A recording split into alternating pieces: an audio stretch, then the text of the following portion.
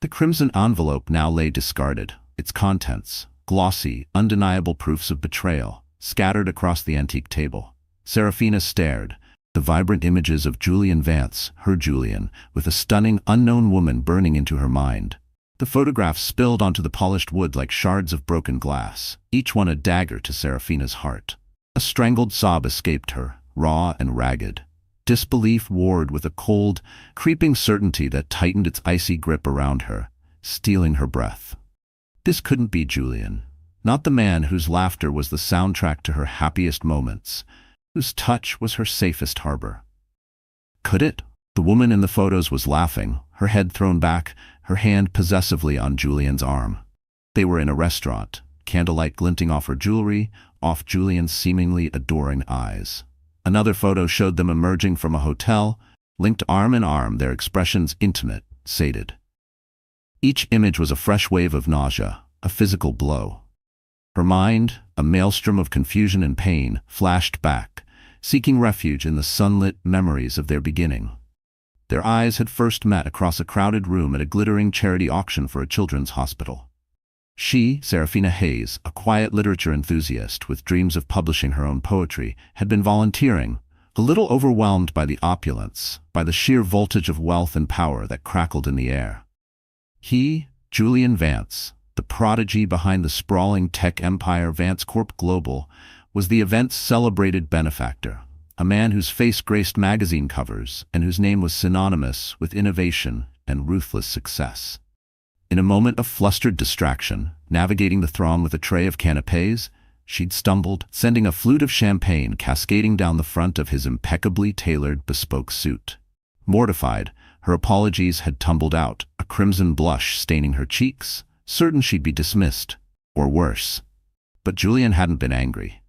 Instead, he'd thrown back his head and laughed, a rich, genuine sound that had disarmed her completely, echoing surprisingly warmly in the grand ballroom. A memorable way to make an introduction, he'd said, his eyes, the color of warm whiskey, crinkling at the corners with an unexpected kindness. Perhaps fate has a rather dramatic sense of humor. There was an instant spark, an unlikely connection between the billionaire titan and the gentle poet. Their conversation that night had flowed effortlessly. From art, he'd surprised her with his insightful knowledge of obscure Renaissance painters, and philanthropy, his passion for the children's hospital, was palpable. To the very meaning of success, forging a bond that felt both sudden and profound. He'd listened, truly listened, when she spoke of her poetry, his gaze never wavering. What followed was a courtship straight from the pages of a romance novel, a whirlwind of breathtaking gestures that left Serafina breathless and utterly captivated. Julian, it turned out, was a man of grand romantic flair when he chose to be. There were spontaneous helicopter rides that painted Nova City Central's glittering skyline beneath them. The sprawling metropolis, their private canvas as they sipped champagne, and he pointed out landmarks, his voice a low murmur against the thrum of the rotors. Midnight strolls through the hushed, moonlit paths of Lumina Park, where he'd confessed his fears and ambitions, the vulnerabilities hidden beneath the billionaire's armor, his voice a low rumble against the city's distant hum. He'd even once cut short a crucial international deal in Hong Kong, a deal worth millions, flying halfway across the world just to be home for her birthday, surprising her not with extravagant jewels, but with a single, perfect gardenia, her favorite, a flower whose delicate fragrance filled her small apartment for days. He'd loved her quiet strength, the way she saw the world through a poet's eyes, finding beauty in the mundane, a perspective so alien, yet so alluring to his own laser-focused, results-driven worldview. In turn, Serafina had introduced Julian to a life beyond boardrooms and balance sheets, a world of simple, unpretentious joys. Picnics in the countryside with her parents, Arthur and Eleanor Hayes, filled with easy laughter, slightly burnt homemade scones, and stories of her childhood. Hours spent reading to children at the local Havenwood District Library, her gentle voice weaving magic into old tales, Julian watching from the back, a rare soft smile playing on his lips. She grounded him, he often said, his hand covering hers, anchoring him to a reality far more genuine than the rarefied air of his corporate world. She was his calm in the storm, the quiet center of his universe. He'd told her once, his voice thick with emotion, his gaze intense. "You, Sarah, are my greatest acquisition." It had made her laugh, a light, tinkling sound, but the sincerity in his eyes, the depth of feeling, had been unmistakable, a promise she'd held close to her heart. Their wedding was an intimate affair, a stark contrast to the usual billionaire extravaganzas that splashed across society pages. They exchanged vows under a sprawling ancient oak tree in the gardens of his magnificent Silver Strand Bluffs estate, its branches reaching out like protective arms. A canopy of starlit blooms, jasmine and moonflowers, their scent intoxicating in the evening air, and thousands of twinkling fairy lights were their only witnesses, far from the prying lenses of the paparazzi he so despised. Serafina, radiant in a simple, vintage-inspired lace gown that whispered of timeless elegance, had clutched a bouquet of wildflowers she'd picked herself that morning. Julian, dashing in a classic tuxedo, his usual formidable aura softened by an undeniable tenderness, had eyes only for her. Her father, Arthur, a retired music teacher with a gentle soul and eyes that mirrored Sarah's own kindness, had walked her down the petal-strewn aisle, tears of pride and a touch of understandable sorrow shining in his eyes as he gave his beloved daughter away. Guests, a small, carefully curated collection of their closest friends and family, still recalled Julian's vow, his voice uncharacteristically husky, thick with an emotion that vibrated through the quiet garden. "I promise to shield you from all storms, Serafina, as you have sheltered me from the tempest of my own ambitions. You are my peace, my truth." It was so heartfelt, so raw, it left many dabbing at their eyes. Even Julian's stoic mother was seen discreetly wiping a tear. The union had felt blessed, a fairy tale come to life. For a time, it truly was. And soon, that fairy tale was to include another chapter. She was expecting their first child, a tiny precious secret they had cherished. A new bud of hope on their seemingly perfect love, a confirmation of their shared future. But paradise, it seemed, was not immune to serpents. And this one arrived in the devastatingly beautiful, impeccably dressed form of Isabel, Izzy Thorne. Strikingly beautiful, with eyes like chips of obsidian that missed nothing and hair like spun moonlight that framed a face of cool, sculpted perfection, Isabel was Vance Corp Global's new, highly touted head of marketing.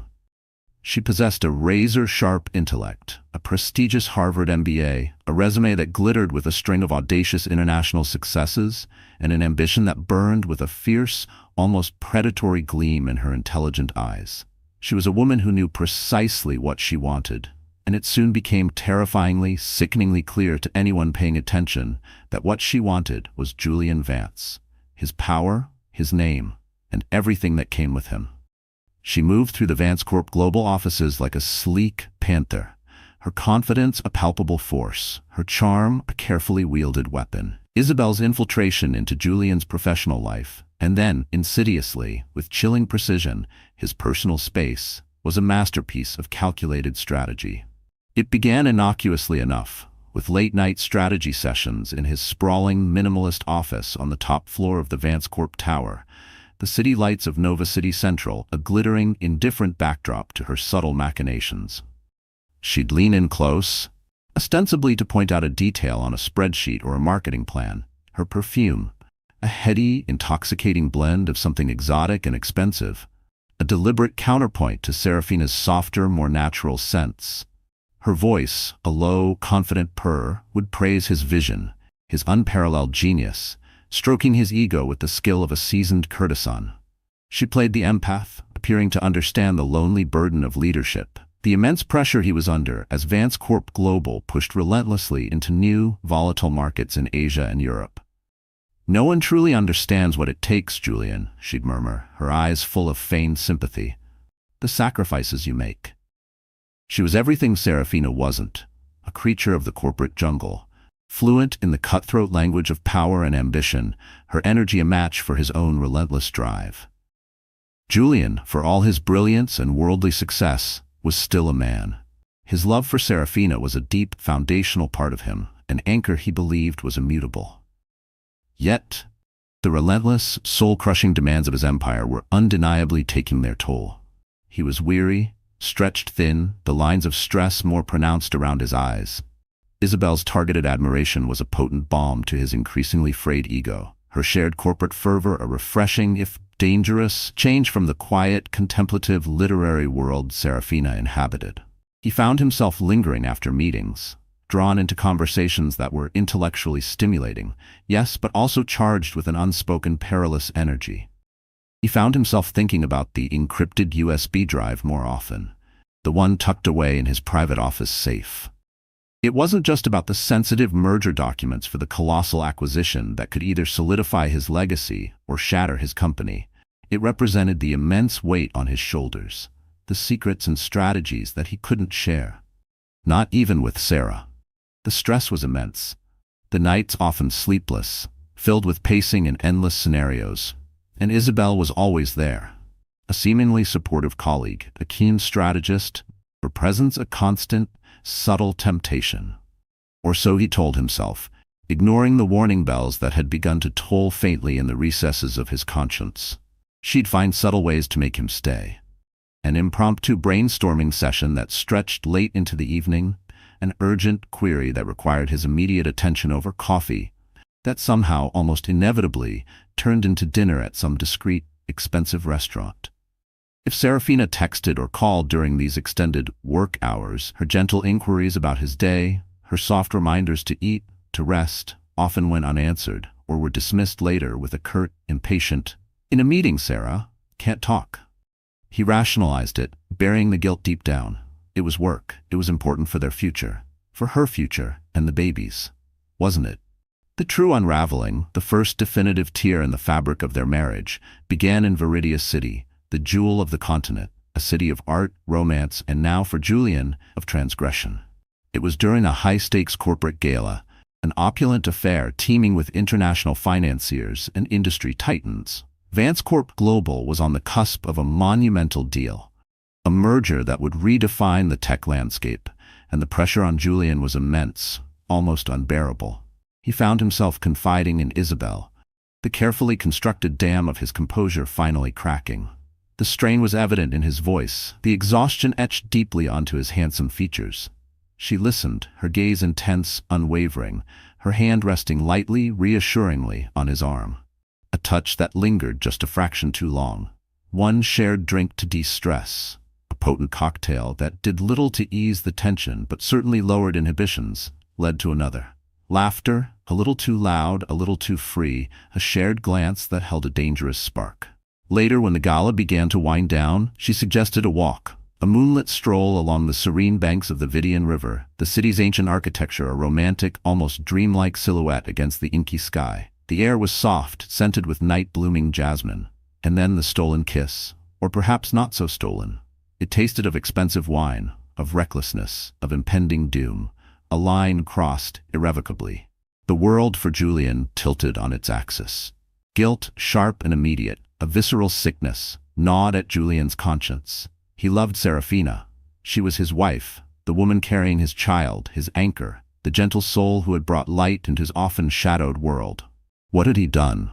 But the thrill, oh God, the thrill of Isabel's brazen confidence, their shared, almost feverish ambition, the sheer intoxicating newness of her attention, it pulled him closer, a moth to a dangerous, alluring flame.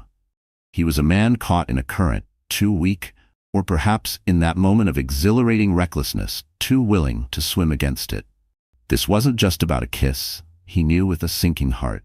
This was a betrayal that cut to the very core of who he thought he was, of what he believed he valued. When Julian returned to Nova City Central, to the opulent, art-filled penthouse he shared with Serafina, he carried more than just his designer luggage and a briefcase full of deal notes.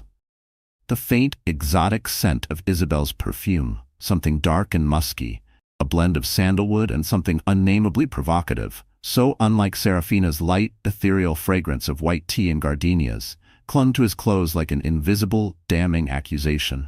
He was distant, his eyes holding a new, unreadable shadow, a haunted quality she'd never seen before. Serafina, perceptive and deeply attuned to her husband's moods, a skill honed over years of loving him, noticed the shift immediately. It wasn't just tiredness, it was a wall, suddenly erected between them. That evening, as he stared blankly at a financial report projected onto the wall of his study, a tumbler of expensive amber liquid untouched beside him, she approached him, her heart aflutter with a nascent, sickening anxiety. "Julian," she began, her voice soft, hesitant, laced with a concern he no longer seemed to register, a concern that felt almost intrusive in the sudden chill of the room. "Is everything all right? You seem different, far away." He flinched almost imperceptibly, his shoulders tensing before he schooled his features into a semblance of normality, a mask that didn't quite fit. "Fine, Sarah, just tired. These big deals, they take it out of you, you know how it is." He attempted a smile, but it didn't reach his eyes. He brushed a cursory kiss on her forehead, a gesture that once would have melted her heart, but now felt cold, perfunctory, dismissive. He avoided her gaze, his eyes flicking to the screen, then back to his drink, anywhere but at her searching, loving face. As he turned and walked back towards his study, the heavy oak door clicking shut behind him with a sound of unnerving finality, Serafina clutched her stomach, a protective instinct kicking in, where their child lay nestled, blissfully unaware of the storm gathering outside. A cold knot of dread, sharp and painful, tightened within her. This wasn't just tiredness. This was something else. Something wrong. She whispered to the silent, opulent room, the city lights twinkling mockingly outside their panoramic windows, creating a beautiful, deceptive illusion of peace. "Who are you becoming, Julian?" The question hung in the air unanswered, a harbinger of the devastating storm that was about to break, a storm that threatened to obliterate everything she held dear. Julian's evasiveness was a cold shard of ice in Serafina's heart. Days turned into weeks, each one filled with a growing chasm between them. A silence punctuated only by his late arrivals and the faint, unfamiliar scent that clung to him like a shroud. The city's elite circles, always hungry for a new tidbit of gossip, buzzed with more than just stock prices and market fluctuations. Illicit whispers of Julian Vance's new associate, the dazzling Isabel Thorne, began to snake their insidious way to Serafina. At first, they were just that. Whispers, easily dismissed as the envious chatter of those who resented Julian's Midas touch or their seemingly perfect life. How could they know anything about her, Julian, about the depth of their connection? It was unthinkable. Julian, the man who had once flown across continents just for her birthday, entangled with another? No. Impossible. Serafina tried to dismiss her fears, to silence the nagging anxieties that clawed at the edges of her mind like persistent, unwelcome cats. She clung desperately to the memories of Julian's unwavering love, his grand gestures, his quiet reassurances that she was his world, his everything. She even found herself thinking more frequently about the small, anonymous grant she'd received for her poetry years ago, just as she was starting out, a sum that had felt like a fortune then, allowing her to dedicate precious, uninterrupted months to her craft. It had arrived with a simple, typewritten note for the words that deserved to be heard. No signature, no return address. She'd always cherished it as a sign, a validation from the universe itself. When she'd excitedly told Julian about it, he'd smiled, a quick, almost distracted flash of pleasure for her success, but had seemed oddly uninterested in its origins, almost dismissive. "Some wealthy patron with good taste, no doubt, darling," he'd said with a characteristic shrug, his mind already on some complex algorithm or impending Vance Corp global deal that consumed his waking hours. "Don't trouble yourself with who, just use it well." Now, recalling his reaction, the casualness of it, a tiny uncomfortable question mark formed in her mind. Could he have known more? Or was it just another instance of his monumental focus being elsewhere, his world so vast that such a grant, life-changing for her, was a mere blip to him? The thought was unsettling, adding another almost imperceptible layer to her growing unease, like fine dust settling on a once pristine surface. Her friend, Genevieve Croft, a well-connected society columnist with a razor-sharp wit, a penchant for both vintage champagne and fresh scandal, and an almost maternal affection for Serafina, tried to gently, cautiously warn her. Over lunch at their favorite sun-drenched café, Le Petit Jardin, amidst the cheerful clatter of cutlery and the low murmur of polite lunchtime conversation, Genevieve had leaned in, her voice dropping to a conspiratorial whisper. "Sarah, darling." She'd begun, her usually bright, mischievous eyes clouded with an uncharacteristic concern. I saw Julian with Isabel Thorne at the Onyx Room last night." The Onyx Room. Even Serafina, who generally avoided the city's more decadent haunts, knew its reputation. It was an exclusive, dimly lit downtown lounge, all black leather and hushed tones, notorious for clandestine meetings, high-stakes deals, and illicit rendezvous of the city's powerful and restless. They looked, well, darling, Genevieve continued, her perfectly manicured hand covering Sarah's for a moment. They looked far too comfortable, far too intimate for just colleagues. Genevieve had squeezed her hand. Please, just be aware. Keep your eyes open, sweetie. That Thorne woman, she has a reputation. A man-eater, they say, with an ambition that could curdle cream. Serafina had felt a cold fist clench around her heart, a sickening lurch in her stomach, but she'd forced a brittle, too bright smile. Oh, Jen, you know what gossips people are. You shouldn't listen to them. Julian and Isabel are working on a huge new branding campaign for the Asian markets. It's incredibly high pressure, round-the-clock stuff. They're probably just exhausted and unwinding after a brutal strategy session. She'd fiercely defended Julian, her loyalty an automatic ingrained shield against the unwelcome, terrifying truth. But Genevieve's words, the genuine pity in her friend's eyes, lingered like a poisonous residue, a bitter aftertaste to the expensive Sancerre they were sharing. Then came the tabloids, the vultures of public life.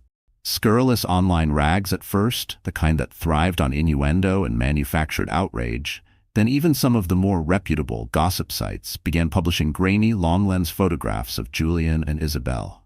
There they were, exiting a private elevator at a five-star boutique hotel in the early hours of the morning, Isabel's hand tucked possessively in the crook of Julian's arm, her head tilted towards him, a smug smile playing on her lips. Another showed them laughing together in the back of Julian's chauffeured Maybach, their heads close, Isabel's eyes sparkling up at him with an unmistakable intimacy. The captions were coy, dripping with insinuation.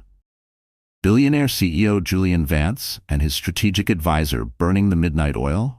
Or Vance Corp's hottest new power duo? Insiders whisper, it's more than just business. Each image, each slyly worded headline that flashed across her social media feed, was another cut, another chip at Serafina's carefully constructed denial, the foundation of her world trembling beneath her feet. She finally confronted Julian one evening, her voice trembling but firm, the offending tablet clutched in her shaking hand, displaying a particularly damning photo of him and Isabel, their silhouettes framed against the window of a dimly lit restaurant, clearly sharing more than just a meal. Julian, what is this? Who is she to you? Really? Tell me the truth. He'd turned from the panoramic window of their penthouse, where he'd been staring out at the indifferent city lights, his expression unreadable for a long moment before it hardened into that familiar mask of corporate impatience, the one he used with underlings and adversaries. Serafina, for God's sake, don't be ridiculous. Isabel Thorne is a vital part of my team, a brilliant strategist. We're in the middle of negotiating multi-billion-dollar deals in Asia, deals that will secure our future. Your future. These things require absolute discretion, late nights, intense focus. You know the pressures of Vance Corp. He ran an agitated hand through his already disheveled dark hair. The paparazzi are vultures. They twist everything to sell their sordid stories. You should know better than to believe such trash. His defensiveness, his outright refusal to meet her gaze directly, his immediate deflection to her supposed naivety only fueled her growing dread. It wasn't what he said, it was what he didn't say. The hollowness in his voice. He then tried to placate her, to smooth over the cracks that were rapidly appearing in their carefully polished facade. He presented her with a beautifully wrapped gift, a rare, signed first edition of Elias Thorne's poetry, her absolute favorite poet, a literary treasure she'd long coveted and often spoken of. For you, my love, he'd murmured, his voice softer now, an attempt at the old tenderness. To show you, you're always on my mind, even when I'm consumed by this. The gesture, so typically Julian in its extravagance and apparent thoughtfulness, momentarily soothed her, a brief, deceptive respite from the storm of her emotions. But as she held the cool, smooth, leather-bound volume, its pages filled with words that had once brought her such comfort, the gesture felt less like a token of genuine love, and more like the heavy, ornate bars of a gilded cage, a beautiful, expensive distraction from an ugly, festering truth. Was this how he kept her quiet? With expensive, perfectly chosen trinkets while his attention, his heart, strayed elsewhere? The thought was a fresh stab of pain. Desperate to salvage what she felt was slipping away, to recapture the magic they once shared, Serafina suggested a romantic getaway to their secluded Silverstrand Bluffs estate, the place where they'd exchanged their vows under the ancient oak, a sanctuary of happy memories and whispered promises. To her surprise and immense relief, Julian agreed, a flicker of the old warmth, the Julian she knew and loved, returning to his eyes. For one fleeting, sun-drenched weekend, they rediscovered their bond, or so it seemed. They walked hand in hand along the deserted, wind-swept beach, the rhythmic roar of the waves a counterpoint to their quiet conversation. They talked, truly talked, for the first time in what felt like months. Julian admitted the crushing stress of the Asian expansion, the relentless pressure from the Vance Corp board, his deep-seated fear of failure, of not living up to the towering expectations he and the world had set for him. Serafina listened, her heart aching for him, for them, and promised her unwavering support, her hand finding his. "We can get through anything, Julian," she'd whispered, her head resting on his shoulder as they watched the sunset paint the sky in breathtaking hues of fire and rose, the ocean breeze tugging at her hair. "As long as we're together, as long as we have each other, nothing else matters." Hope, fragile but tenacious, flickered within her breast. Perhaps this was just a rough patch, a storm they could weather. Perhaps they could find their way back to each other. She prayed it was so. But back in the relentless, unforgiving glare of Nova City, Isabel Thorne was not one to be sidelined or forgotten. Sensing, perhaps, with her acute, predatory instincts, that she was losing ground after Julian's restorative weekend with his wife, she escalated her efforts with a ruthless, chilling efficiency. She manufactured one urgent crisis after another, demanding Julian's presence for late-night meetings, for weekend strategy sessions, all to finalize the critical Asian market penetration strategy. "The Tokyo deal is on a knife edge, Julian. Their chief negotiator is threatening to walk. We need to rework the entire proposal by morning or we lose billions," she'd hiss down the phone, her voice a carefully calibrated mix of urgency and feigned panic. Or it would be, "The Beijing investors are getting cold feet about the regulatory hurdles. I need you here to strategize now. They only trust your word on this." Serafina found herself alone in their vast, silent penthouse more and more frequently, the silence amplifying her anxieties, her earlier hopes dimming with each unanswered call, each curt text message from Julian. His calls, when they came, became shorter, his excuses flimsier, his patience thinner. The warmth of their Silverstrand Bluffs weekend felt like a distant, fading dream. A cruel mirage in the desolate landscape their marriage was fast becoming. Isabel's best friend and occasional confidant, Maya Jensen, a sharp-tongued, equally ambitious PR executive with a deeply cynical view of romance, an even deeper loyalty to Isabel, listened as Isabel fumed over cocktails at a chic, exclusive bar overlooking the glittering city. He spent the entire bloody weekend playing house with Little Miss Poetry. Isabel seethed, swirling the ice in her nearly empty martini with a vicious, stabbing motion. "Can you believe it? After everything? After Viridia City? He practically begged me to stay that night." Her eyes, usually so coolly calculating, flashed with a possessive, dangerous fury. "I'm done waiting, Maya. I'm done being his dirty little secret, his convenient escape. If he won't choose, then I'll force his hand. Serafina needs to know the truth, the whole truth." It's almost an act of charity, don't you think? Putting her out of her blissful, pathetic ignorance. Maya raised a perfectly sculpted eyebrow, a silent question in her gaze, but said nothing, long accustomed to Isabel's dramatic pronouncements and her friend's unwavering, ruthless ambition. She knew that look in Isabel's eye. The game was about to enter its endgame. And so, Isabel began to meticulously, almost lovingly, collect her arsenal of evidence. Intimate selfies taken in opulent hotel rooms, their faces flushed with champagne and illicit passion, Julian's arm draped carelessly, possessively, around her bare shoulders. Copies of receipts from clandestine dinners at Michelin-starred restaurants, documenting exorbitant champagne charges that would make a sultan blush, dates and times circled with a vindictive flourish. She even, with chilling foresight and a complete lack of compunction, managed to retrieve a short, damning audio recording from her phone. a snippet of a hushed late-night conversation. Julian's voice, thick with a desire Serafina hadn't heard directed at her in months, murmuring Isabel's name, followed by whispered promises he clearly never intended to keep with his wife. Promises of a future that didn't include Serafina. One evening, while Julian was supposedly engrossed in a crucial international conference call in his home study, a call Isabel herself had orchestrated to ensure his distraction, Isabel, a guest in their home under the guise of a critical work session, made a daring, brazen move.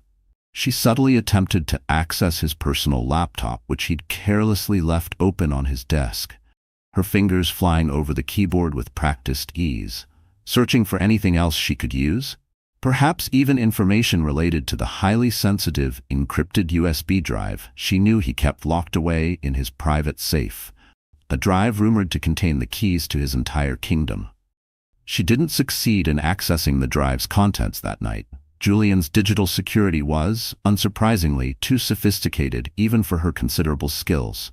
But the audacious attempt itself spoke volumes about her nerve, her utter lack of boundaries, her willingness to go to any lengths to achieve her objective. She was playing for keeps, and the stakes were impossibly high. Finally, her damning collection complete, Isabel sat at her minimalist glass desk in her own sleek, modern apartment, a venomous, triumphant smile playing on her perfectly painted lips. She took a plain brown manila envelope, chillingly similar in its stark anonymity to the crimson one that had first heralded disaster for Serafina, yet somehow more brutal in its stark, unadorned utility. Into it she slid the carefully curated selection of damning, irrefutable proof. The glossy photographs, the damning texts that painted a vivid picture of betrayal, the intimate audio recording that would leave no room for doubt. And as a final, cruel flourish, a masterstroke of psychological warfare, she penned a short, spiky note on expensive, cream-colored cardstock in a bold, decisive, almost masculine hand. "He says he loves you. Ask him about us. Ask him about last night, a concerned friend."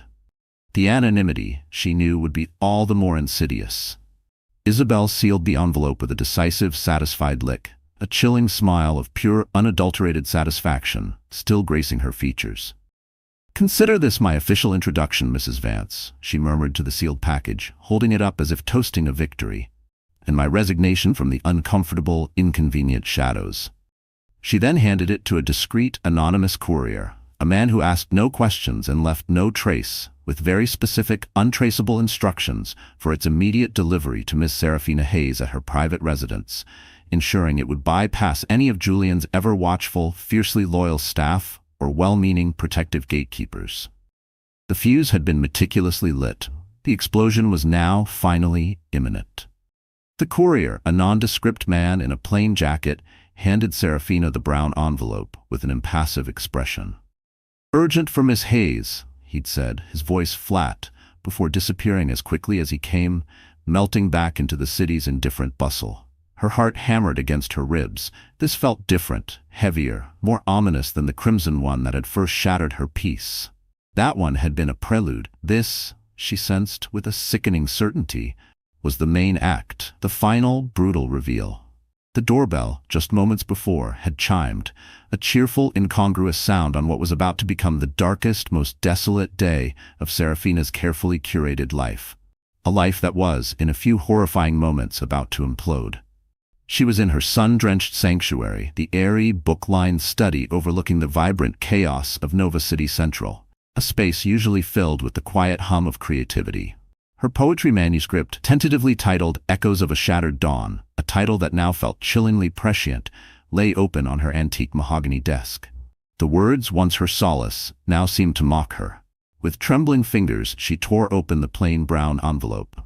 The contents, more glossy photographs, starker this time, more undeniably intimate. Printouts of text messages, their banal endearments and clandestine plans, a vulgar contrast to the love notes Julian used to leave her. A crumpled hotel receipt from a discreet boutique establishment in Viridia City, dated just last week. The room service charges, including 2 champagne flutes and a single red rose, were undeniable, irrefutable. Her world, the carefully constructed edifice of her marriage, her love, her future, imploded with the force of a controlled demolition. leaving nothing but dust and jagged, unrecognizable ruins. A wave of nausea, so violent it buckled her knees, washed over her. The room tilted, the elegant cream walls seeming to close in. A silent scream, a primal sound of agony and betrayal, was trapped in her throat, choking her. Her hands trembled so violently she could barely hold the damning evidence.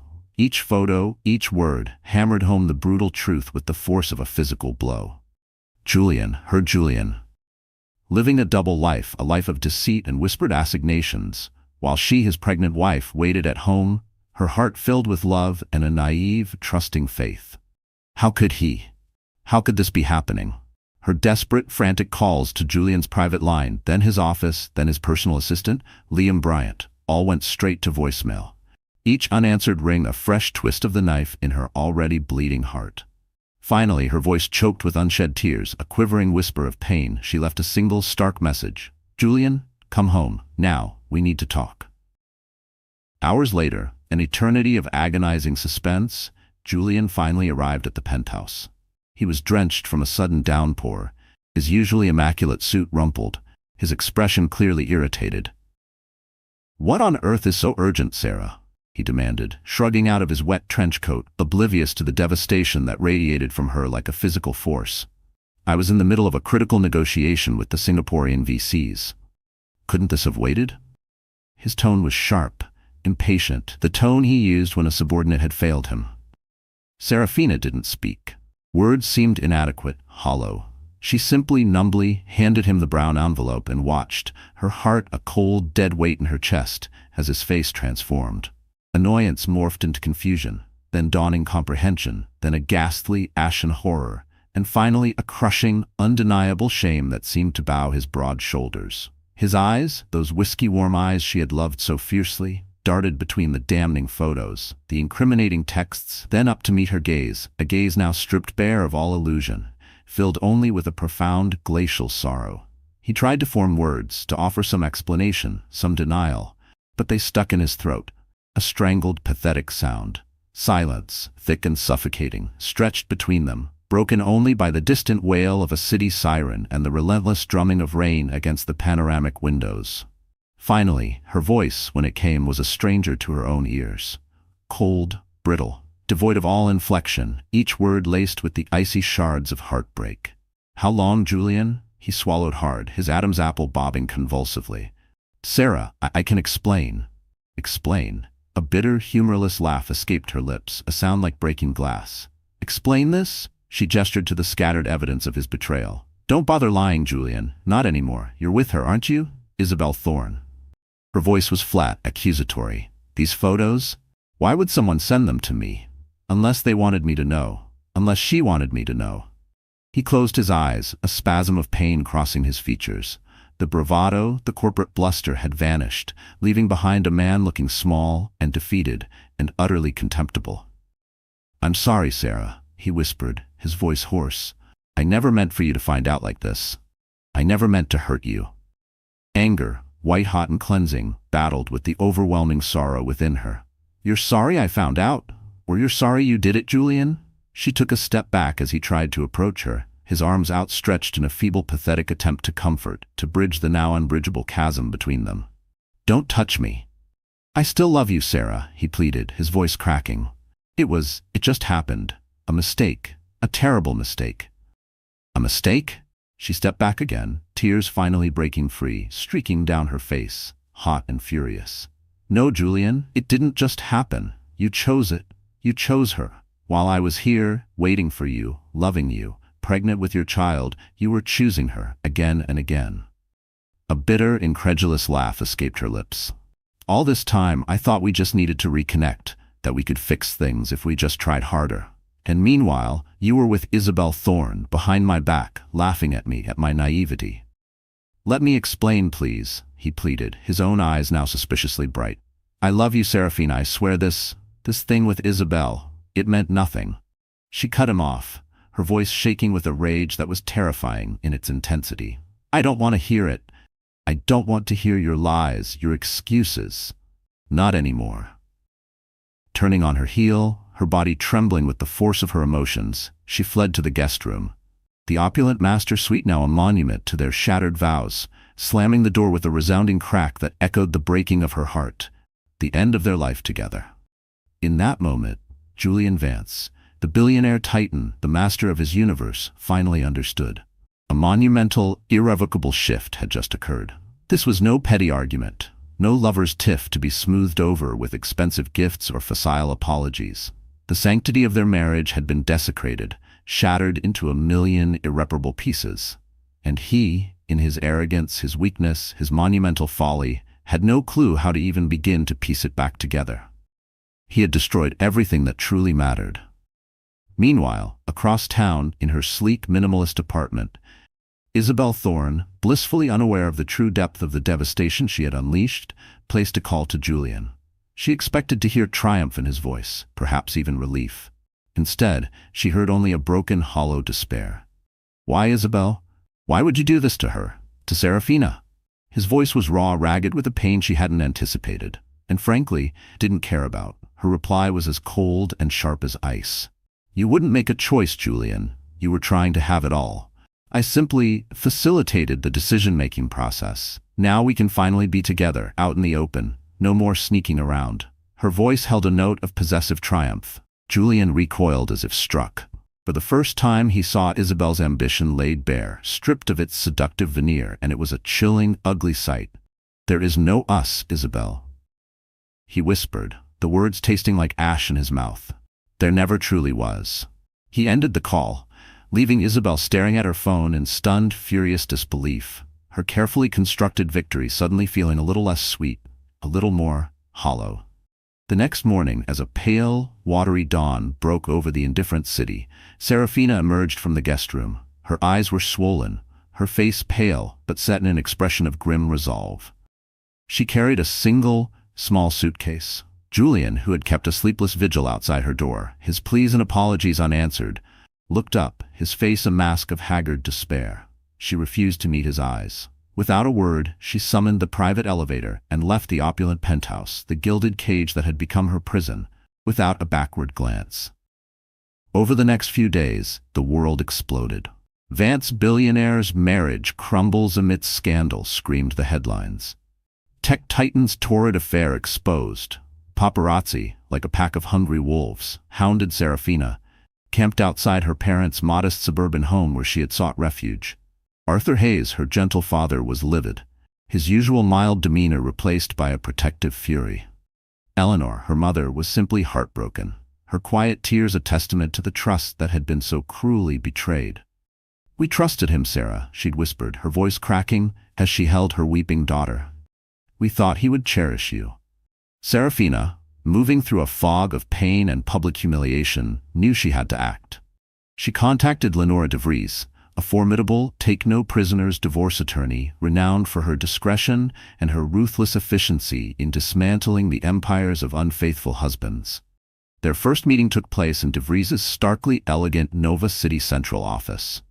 Julian arrived first, looking like a ghost of his former self, haggard, dark circles under his eyes, his expensive suit hanging limply on his frame. He seemed to have aged a decade in a single devastating week. The air in the conference room was thick with unspoken accusations and palpable grief. When Lenora DeVries began to outline the potential for a very generous settlement, given Julian's flagrant adultery and vast wealth, Serafina held up a hand, her voice surprisingly steady. "Miss DeVries," she said, her gaze fixed on a point beyond Julian's bowed head, "I appreciate your diligence, but I don't want his money. Not a penny more than is necessary for practicalities." A tear escaped and traced a path down her cheek. "I want a clean break. I want my name back. I want to continue my oversight of the Vance Hayes initiative, because that was ours, and it matters."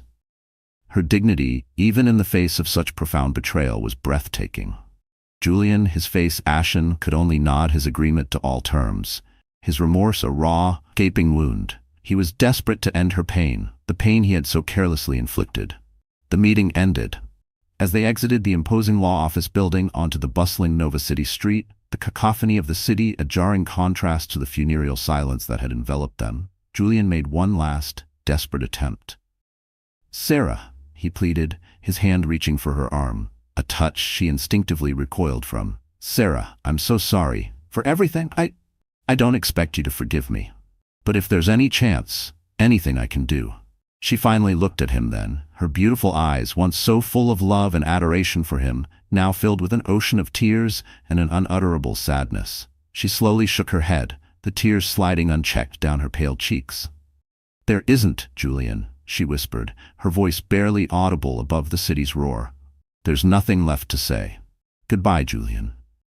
And with that, she turned and walked away, hailed a taxi, and disappeared into the stream of yellow cabs, leaving him standing alone on the sidewalk, the city lights beginning to blur through his own unshed tears.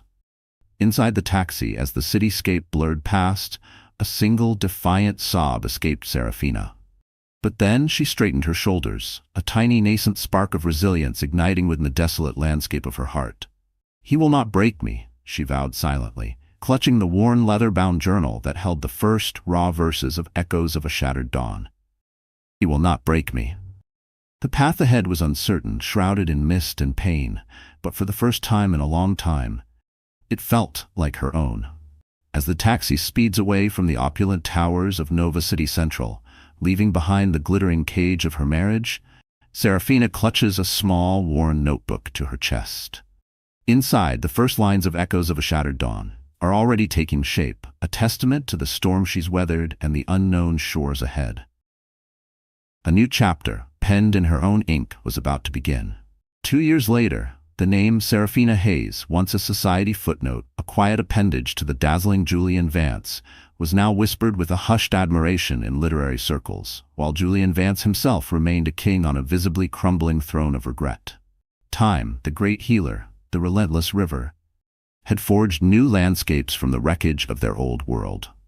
Serafina had found her sanctuary, not in another grand estate or a high-rise apartment with soulless panoramic views, but in a modest, sun-dappled apartment nestled on a quiet, tree-lined street in the Havenwood district. It was small, perhaps a little shabby around the edges, but it was hers. Books overflowed from every shelf, spilling onto tables and chairs, a testament to her enduring love for the written word. Sunlight, unfiltered and warm, streamed through the large casement windows, illuminating dust motes dancing in the air and casting a golden glow on the worn velvet armchair where she spent hours writing, her faithful rescue greyhound Griffin asleep at her feet.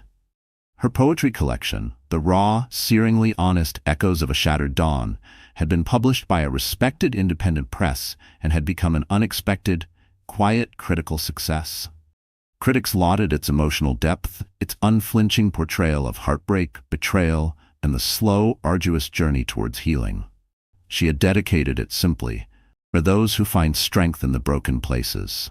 Her closest friend, the vibrant and fiercely loyal Chloe Sharma, a textile designer with a booming laugh and an even bigger heart, had been her rock throughout the agonizing divorce and its aftermath. A constant source of unwavering support, practical advice, and late-night ice cream therapy sessions.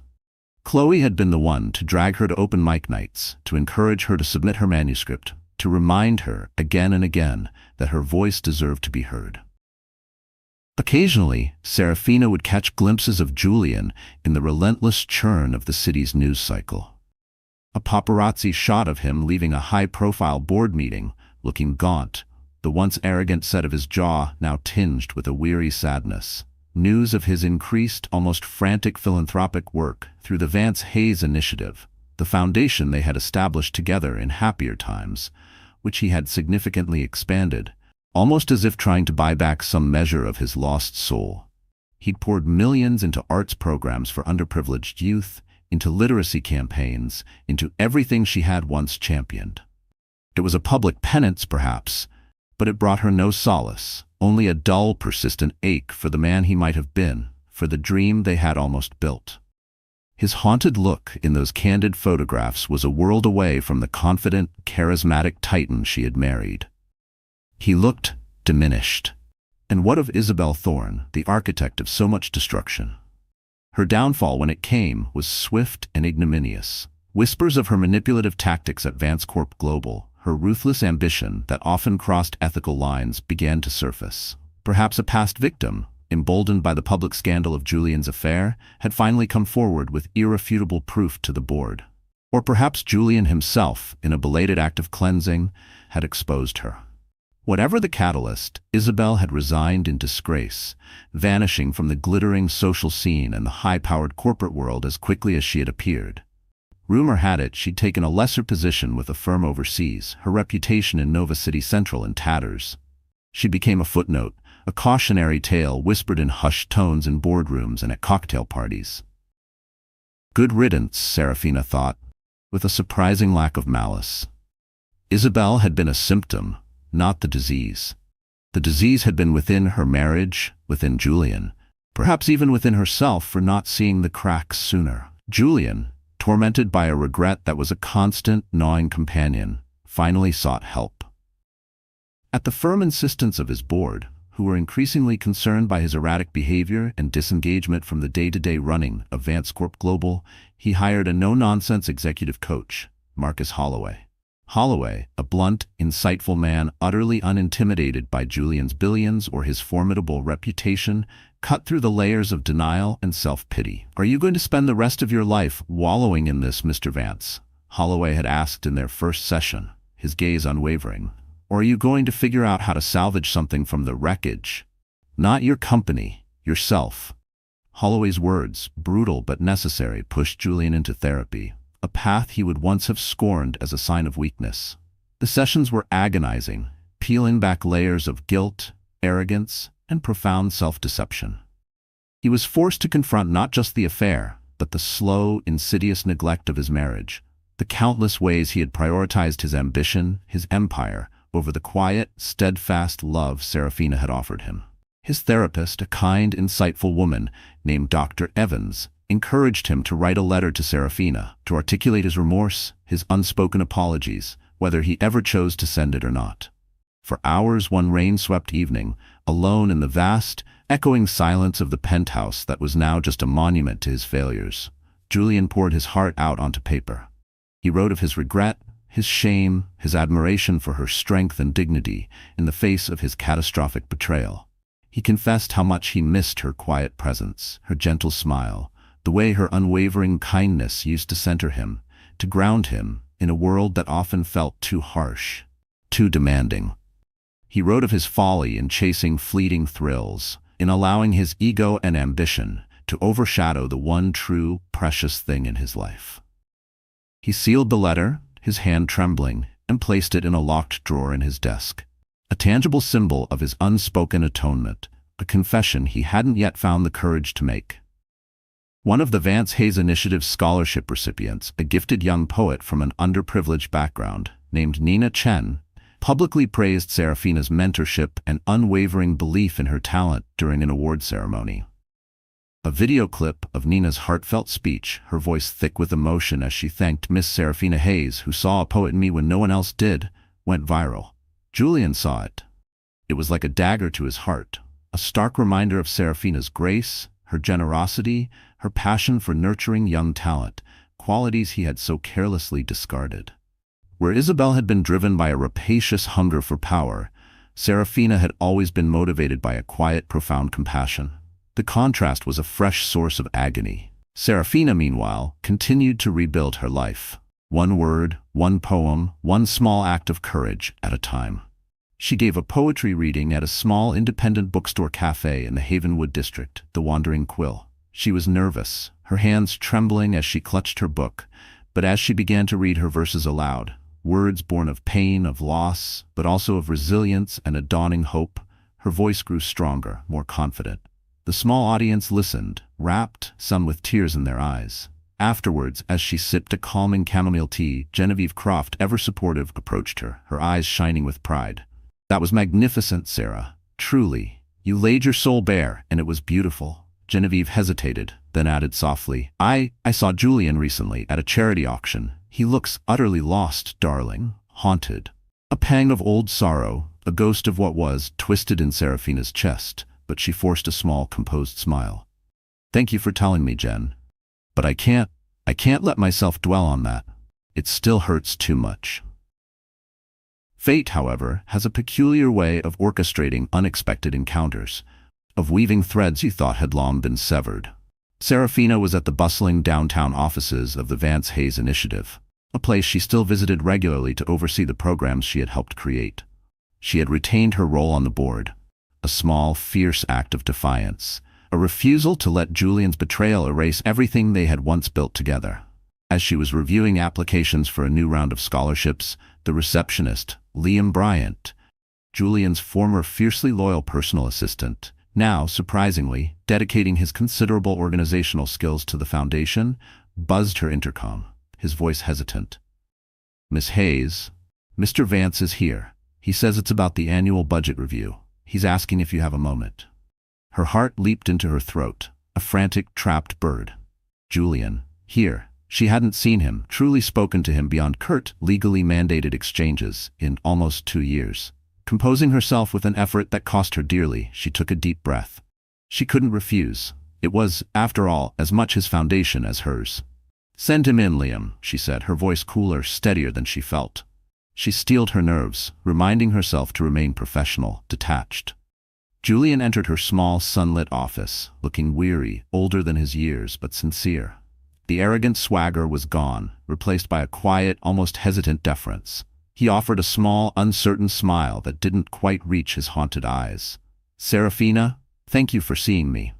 "Julian," she acknowledged, gesturing coolly to the chair opposite her desk. "Let's keep this brief. What do you need regarding the budget?" He swallowed, the sound audible in the suddenly tense room. The board suggested significantly raising the scholarship fund, given Vance Corp's improved financial outlook this quarter. "I wanted to get your thoughts before formalizing the proposal." He handed her a detailed spreadsheet. She scanned it, forcing herself to focus on the numbers, to ignore the memories, the ghosts that threatened to resurface, to ignore the familiar, subtle scent of his cologne. A scent that had once meant comfort, security, love. Their meeting was uncomfortably cordial, strictly business, with neither acknowledging the emotional minefield that lay between them, the vast, unspoken history. When they had concluded the formalities, Julian lingered, his hand resting on the doorknob. I'm glad you're still involved here, Sarah," he said, his voice soft, almost tentative. "Your passion for these students, for this work, it was always inspiring." She nodded curtly, her gaze fixed on a framed photograph of a smiling scholarship recipient on her desk. "It was important to me. It still is." A pause stretched thick with unspoken words, with years of pain and regret. He looked at her then, his eyes filled with a longing so profound, so raw, it almost made her flinch. "Serafina," he began, his voice barely a whisper, "I know it's not my place, but could we possibly talk sometime? Properly? Not about budgets or foundations, but about us? About what happened?" Her heart thumped painfully in her chest. She recalled the betrayal, the humiliation, the endless nights spent weeping into her pillow, the sheer soul-crushing agony of it all. The old wounds, though scarred over, still ached with a phantom pain. Yet she also, in that same betraying instant, remembered the sound of his laughter, the way he used to gently tuck a stray strand of hair behind her ear, the feeling of his hand in hers. "No," she told herself fiercely, "this conversation changes nothing. He is not the man you loved." She met his pleading gaze, her own carefully blank. "I don't think that's a good idea, Julian," she responded, her voice steady, betraying none of the turmoil within. "There's nothing left to say." He gave a hollow, almost imperceptible nod, the light in his eyes dimming further. I understand." Turning, he left quietly, leaving behind the faintest trace of that once comforting cologne, not an aching void in the room. That night, Serafina wrestled with conflicting emotions. She yearned to move forward, to leave the ghost of Julian Vance firmly in the past. Yet, she couldn't deny the curious, unwelcome pang his haunted eyes had evoked in her. It was just residual attachment, she told herself firmly. After all, you can't spend years loving someone, building a life with them, and then simply feel nothing. But she also reminded herself, with a fierce, protective anger, how deeply, how irrevocably he had hurt her. Days later, during a surprise, unseasonable downpour that lashed Nova City, turning the streets into dark, slick ribbons, Serafina was leaving a small art gallery in the Havenwood district. As she fumbled with her umbrella, a familiar voice called her name, cutting through the drumming rain. "Serafina!"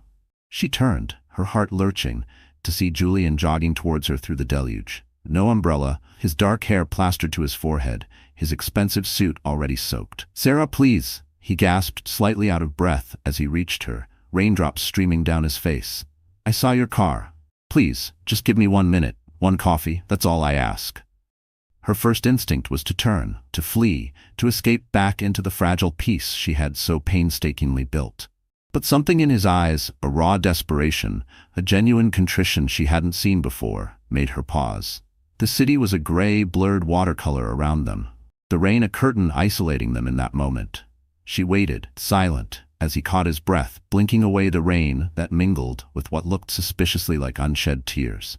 "I've been wanting to talk to you for so long, Sarah," he said, his voice raw, vulnerable. "I know I have no right to ask, but please, can we just get a coffee, just to talk properly?" She searched his eyes, seeing the ghosts of their past, the pain of their present, and perhaps, just perhaps, a flicker of something else. Hope? Redemption? Or was it just her own wishful thinking? The memories of his betrayal, the searing images from those photographs, still flared, but time and her own hard-won healing had softened the jagged edges of her rage, leaving behind a deep, resonant ache that had slowly begun to mend. With a sigh that seemed to carry the weight of years, she finally answered, her voice barely audible above the storm. "All right, Julian, one coffee." They ducked into a nearby unassuming cafe, shaking off the water like two bedraggled birds seeking shelter from a storm. Settling at a small secluded table by the window, the rain lashing against the glass, they ordered cappuccinos, a shared unspoken memory of simpler, happier times when a shared coffee had been a prelude to laughter, to dreams, to love. Julian looked at her then, his voice thick with an emotion he could no longer conceal. "Sarah, I?" Julian takes a shaky breath, the words he's rehearsed 1,000 times in his mind, in the silent, echoing expanse of his therapy sessions, in the dead of night when sleep offered no escape from his tormented conscience, suddenly feeling inadequate, hollow. "Sarah, he began, his voice thick with an emotion that threatened to overwhelm him. The barista, the young woman with kind eyes and an air of discreet incuriosity, set down 2 steaming cappuccinos, their swirling latte art patterns a fleeting, beautiful art. Much like the delicate, almost imperceptible peace that was attempting to settle between these 2 souls, so profoundly shattered by betrayal. The aroma of rich coffee and warm milk mingled with the scent of rain-washed city streets drifting in from the slightly ajar cafe door, a fragile bridge between their fractured past and this uncertain, unwritten present. In the quiet intimacy of the small cafe, cocooned from the storm that still raged outside, Julian finally voiced his profound, soul-deep regret. It wasn't just for the affair, he explained, his words tumbling out in a rush of raw, unfiltered honesty, but for the slow, insidious neglect of their love, for the towering arrogance that had blinded him to what truly mattered, for the immeasurable pain he had inflicted upon her, the woman he had once sworn to cherish and protect above all others. He didn't ask for reconciliation. He knew with a certainty that was a fresh stab of agony that he didn't deserve it, that some bridges, once burned, could never be rebuilt. He asked only for a chance to apologize, truly apologize, without excuses, without justifications. Serafina listened, her gaze fixed on the swirling patterns in her cup, her heart a tumultuous sea of conflicting emotions. The old, searing anger had dulled with time, softened by the slow, arduous process of healing, but the ache, a deep, resonant sorrow, remained. As Julian spoke, his voice raw with a remorse that seemed genuine, she allowed herself to truly hear him, perhaps for the first time since that terrible, life-altering day. When he finally fell silent, his confession hanging heavy in the air between them, she slowly raised her eyes to meet his. She saw not the confident, ruthless billionaire who had conquered the world, but a broken man, haunted by his own demons, his eyes filled with a pain that mirrored her own. She, in turn, shared her devastation, the humiliation that had clung to her like a shroud, the shattering loss of her dreams for their future, for the child they had both so eagerly anticipated. She spoke of the lonely nights, the public scrutiny, the feeling of her very identity being erased, subsumed by the scandal. Tears were shed by both, quiet, cleansing tears of sorrow, of truths finally spoken, of a shared grief for what had been so carelessly, so tragically lost. When she finished, her voice a raw whisper, she looked at him, a fragile strength in her gaze. "Thank you for saying that, Julian," she managed, a watery smile touching her lips. "It means something, more than you know." She told him about her poetry, about how the raw anguish of her heartbreak had, paradoxically, become the crucible for her art. How echoes of a shattered dawn had given voice not just to her pain, but to her resilience, her rediscovery of self. She spoke of her new life in the Havenwood district, simpler, quieter, but undeniably hers. She spoke of the quiet strength she had found within herself, a strength she never knew she possessed. He, in turn, told her about his therapy, about the painful, ongoing process of confronting his own monumental failings. He spoke of his rededication to the Vance Hayes Initiative, how he was now trying to honor her original vision for it, focusing on programs that nurtured creativity and supported those on the margins. A quiet, desperate attempt to make some small amends, to build something positive from the ruins of his own making. He mentioned the letter then, the one he had written in the depths of his despair, the confession he hadn't dared to send. "I wrote it all down, Sarah," he said, his voice hesitant. "Everything I couldn't say then, everything I needed you to know. It's in my desk drawer. I can give it to you if you want it." Serafina hesitated, her heart giving a curious flutter. A part of her, the part that still mourned the Julian she thought she knew, yearned to read those words, to understand, perhaps, the why of it all. But another, stronger part, the part that had fought so hard for her healing, for her independence, knew that some doors were best left closed.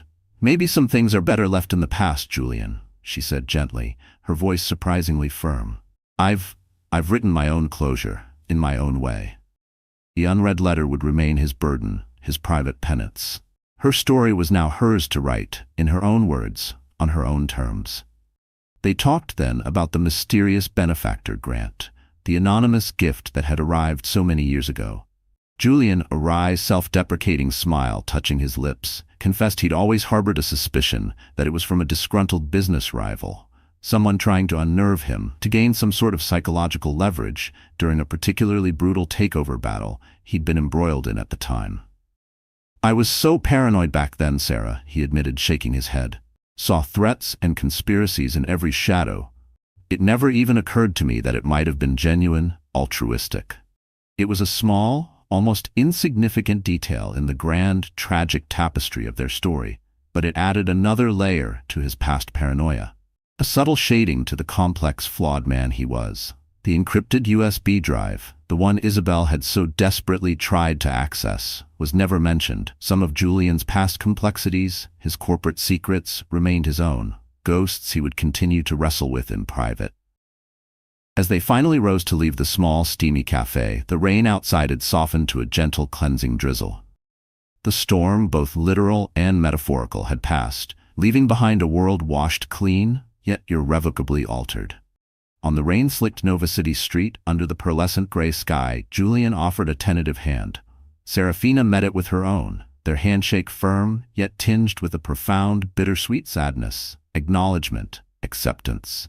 Perhaps even a fragile, nascent form of forgiveness, not necessarily of each other, but of themselves, of the flawed human choices that had led them to this moment. Then, with a final, lingering look, a silent acknowledgement of all that had been and all that could never be again, they turned and walked in opposite directions, each towards a future irrevocably shaped by their shared, tumultuous past, but no longer solely defined by its pain, its heartbreak. The camera of life, if you will, pans out. We see Serafina, a few months later, walking confidently down a sun-dappled street in the Havenwood district, a manuscript tucked under her arm, on her way to meet her friend Chloe Sharma at their favorite independent bookstore. There's a genuine, unforced smile on her face, a lightness in her step. Her journey was far from over, but she was healing, growing, her spirit, once so battered, now rekindled by the quiet power of her own words, her own resilience. And Julian? We see him at a Vance Hayes Initiative event, perhaps the awarding of a new scholarship. He's interacting with the young, hopeful students, his expression more somber, more thoughtful than it once was, the arrogant glint in his eyes replaced by a quiet, searching humility. He's still a king, yes, but his throne is no longer built on the shifting sands of ambition and ego, but on a dawning understanding of responsibility, of consequence, of the quiet dignity of trying to make amends, however imperfectly. The story ends not with a grand, sweeping romantic reunion, not with the fairy tale ending so often peddled in dreams. Instead, it concludes with the quiet, profound dignity of two individuals who have navigated immense pain, stared into the abyss of their own failings, and have found separate, meaningful paths to a fragile, hard-won peace. They will forever carry the echoes of their shattered dawn, the indelible scars of betrayal and loss. But they also now carry within them the quiet, resilient promise of new sunrises, of unwritten chapters yet to be filled with hope, with purpose, and perhaps eventually with a different, more grounded kind of love. Sometimes the most profound love stories are not about the breathless, easy perfection of happily ever after, but about the courageous, messy, often painful journey through the wreckage. They are about the strength found in rebuilding, one heartfelt word, one forgiven moment, one accepted truth at a time. And in that, perhaps, lies a deeper, more resonant kind of beauty. What do you think? Have you ever found strength in a broken place? Share your thoughts in the comments below. And if this story touched your heart, don't forget to like, share, and subscribe for more tales that explore the intricate, powerful, and often heartbreaking landscape of the human heart. Hey, our wonderful friends, are you still here with us at this hour? If you are, then maybe something in this story has touched your heart in a special way. And now I'd love to take a moment with you to look back at everything, not with judgment, not to say who's right or wrong, but with kindness and understanding. Serafina went through something very painful. She was hurt, betrayed, and heartbroken. But instead of staying in sadness, she chose to heal. She chose to find her strength again, little by little. She wrote poems, she spent quiet time alone, and she held on to the small, good things that were still left. A famous Stoic once said, "You can't control what happens to you, but you can control how you react." Serafina did that. She couldn't change the past, but she changed how she moved forward. And that's a powerful thing. So maybe this story reminds you of something in your life. Maybe it gives you a little hope. If it touched your heart, please give it a like, share it with someone who needs it, and subscribe to our channel. Let's keep telling stories that help us grow, heal, and understand each other a little more.